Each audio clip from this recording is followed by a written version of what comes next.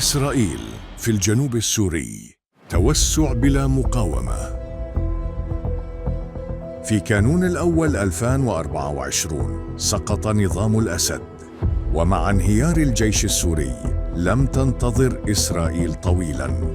اقتحمت الجنوب السوري واحتلت المنطقة المنزوعة السلاح، والتي تقدر بنحو 600 كيلومتر مربع من المواقع الاستراتيجية والمسطحات المائية. الجنوب السوري تغير، منطقة بعد أخرى سقطت في قبضة الاحتلال: القنيطرة، درعا، ريف دمشق، والمفتاح جبل الشيخ، المطل على 4 دول: سوريا، لبنان، الأردن، وفلسطين المحتلة. خارطة الاحتلال الجديدة. بحسب تقرير إسرائيلي، أنشأ جيش الاحتلال 10 نقاط عسكرية في الجنوب السوري: نقطتان في جبل الشيخ، إحداهما مزودة بمهبط مروحيات، و8 نقاط تمتد من غرب حضر إلى بحيرة عزيز، مروراً بجبات الخشب، الحميدية، وقرى القنيطرة.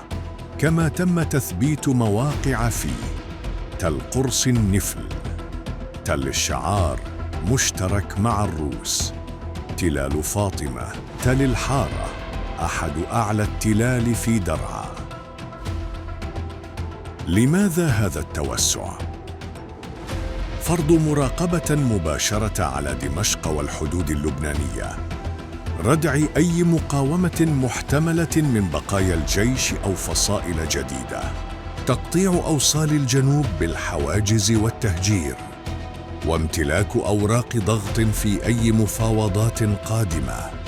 قالها وزير أمن الاحتلال بصراحة: على الشرع أن يتذكر كل صباح أن الجيش الإسرائيلي يراقبه من جبل الشيخ. ماذا عن السكان؟